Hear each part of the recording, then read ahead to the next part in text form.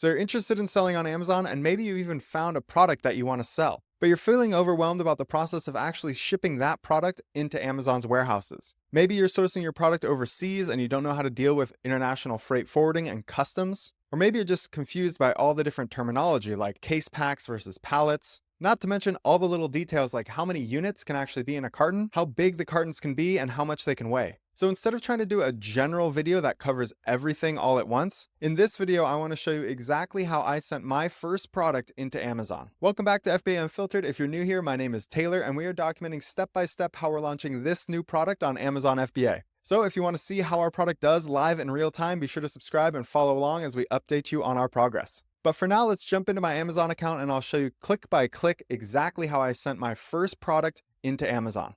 Okay, so just to quickly review, if you saw the last video, you know there are multiple variables involved in freight forwarding and supply side logistics. But here's what I did for my very first shipment ever. So I actually did a DDP shipment. So my terms with the supplier were DDP, delivered duties paid, and I actually had them ship directly to my address in the United States. Yeah, this is where I might catch some flack from other Amazon content creators and gurus and the like, but I will explain why I chose this for my first shipment and why I would recommend, if you're in a similar situation, that you would do this as well. And then what happened after it arrived to me was then I turned around and sent it in to an Amazon fulfillment center. Okay, and why did I choose to do this? Well, there are a couple considerations. First is that I live in California, and there are a bunch of ramifications of this. First and foremost, if you're in California or on the West Coast, this is where ocean freight will arrive from China. Okay, it's the closest place for it to arrive is to our West Coast here. And so if you live on the West Coast, this strategy is particularly effective because when you go to ship from your address into Amazon, you can select a California-based address, and this will send your products to the closest fulfillment centers on the West Coast. So that's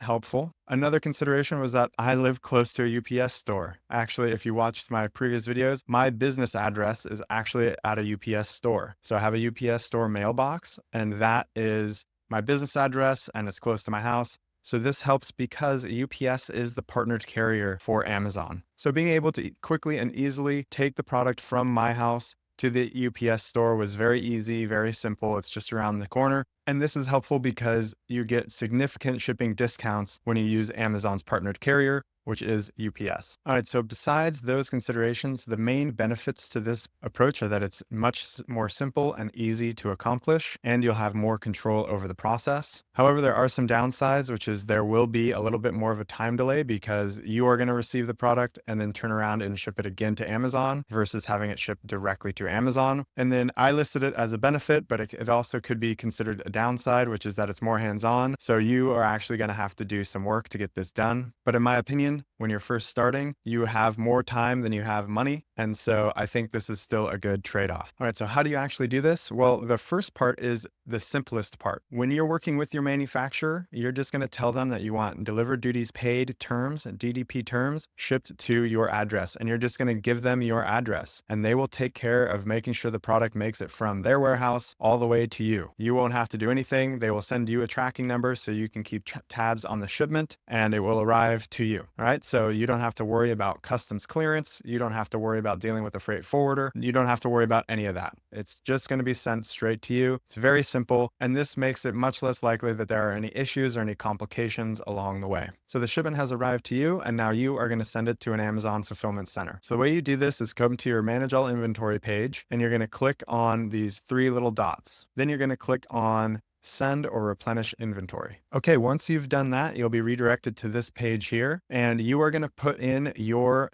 address here, the ship from address. You're going to put in your address so that Amazon knows where the package is coming from. Again, you will hear many people online tell you to put a California-based address in here, even if it's not coming from California. This is technically against Amazon's terms, so I'd caution you about that. This is why my approach was so easy for me, because I live in California, that putting my address here as the ship from address was honest and truthful and had the benefits of being a California address, meaning that there are lots of fulfillment centers near the West Coast because it's a major port, and my products were shipped into Amazon quickly and cost effectively for that reason. So I've selected my shipped from address. You can see here it's a California address, and your marketplace destination is going to be United States. Okay, so now you're looking at your product here, and you're gonna have this field to fill out. Because I've already shipped this product into Amazon before, I have a saved packing template here. But since this is your first time, you're not gonna have that. So what you're going to need to do is create a new packing template. You should name this whatever you want. I'd like to name it something that identifies the product and that identifies how many units are in the product. Okay, so I've just named this one My Awesome Product, and I've put 100 because that's how many units are packed in this case pack. That's the next thing here. Template type, you're going to want to select a case pack. You're probably not going to want to select a single SKU pallet for your first shipment. If you've been following along, your first shipment is probably going to be between 500 and 1,000 units. And unless it's a huge item, which again, if you've been following along, is not something that I normally recommend for beginners, your product will not need to be palletized. It will not be on a pallet. It will be a case pack. That is, it will be a carton or a box with a bunch of individual units inside that box. So say you sell a fidget spinner. Each and every fidget spinner that you've made in China should have been labeled with the FN SKU, and then you'll tell them to put 100 of those fidget spinners labeled and ready for the customer into a carton. That carton is what's referred to here as a case pack. So in the units per box, you're going to put 100 or however many units there are, and then you're going to put your box dimensions. Okay, a couple things I want to point out. With these case packs, you can't have more than 150 units in any single box. And then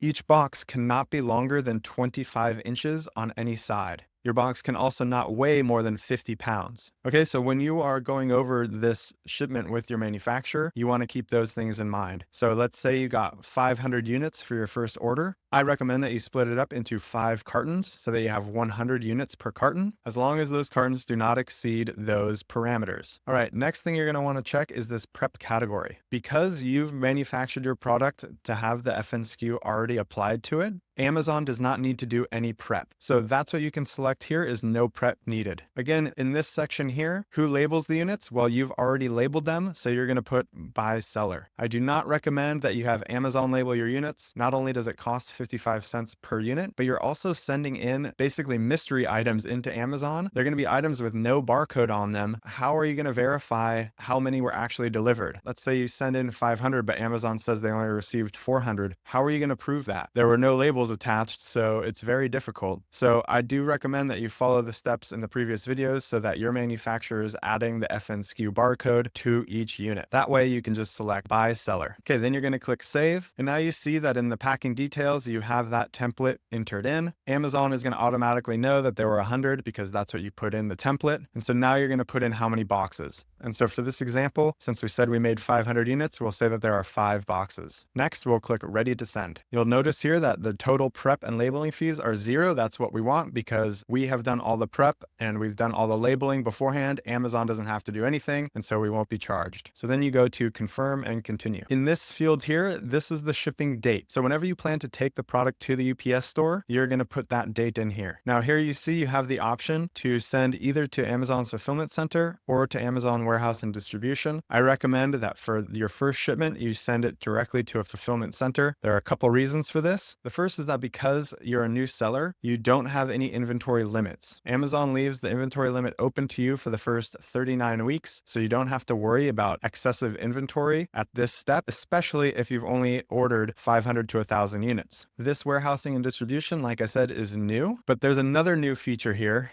and that is the different splits for the shipments that you're going to send in. So again, the reason why I had multiple smaller cartons made as opposed to, let's say, one big one was first because you can't have more than 150 units in a carton, and second because Amazon now charges to split up your shipment if you send it in fewer shipments. So you see here, if I only shipped to 2 fulfillment centers, I would be charged $85. If I wanted to ship this entire shipment to 1 fulfillment center, I'd be charged $90. However, if I split this into shipments that go to 4 different fulfillment centers, I don't pay any additional fee. Next, you're going to make sure you've selected small parcel delivery because this is the option associated with sending a few small cartons. Again, you're not going to have a pallet to send in, so don't select less than or full truckload. Okay, again, like I mentioned, Amazon's partnered carrier is UPS, and you get a significant discount by using them. So that's another reason why I selected this for my first shipment ever. And so I've gone ahead, I've selected 4 shipments, right? I have more than 4 cartons, so that's going to be fine. And then we selected small parcel delivery and Amazon partnered carrier. Next, what happens is Amazon is going to tell you where each of these shipments is going. You can see here they've split it up into 4 different fulfillment centers. There's one in North Carolina, one in Illinois, one in Pennsylvania, and one here in California. All right. And you'll notice that there's a certain number of boxes that are being sent to each. The next thing you're going to do is click accept charges and confirm shipping. Okay. So you can see here that now you have the labels ready to print. So these are each of the 4 shipments, and you have the labels to print here. So you're going to go ahead and print out each of these labels, and I want to show you what each label looks like so you don't get confused. Okay, so for each box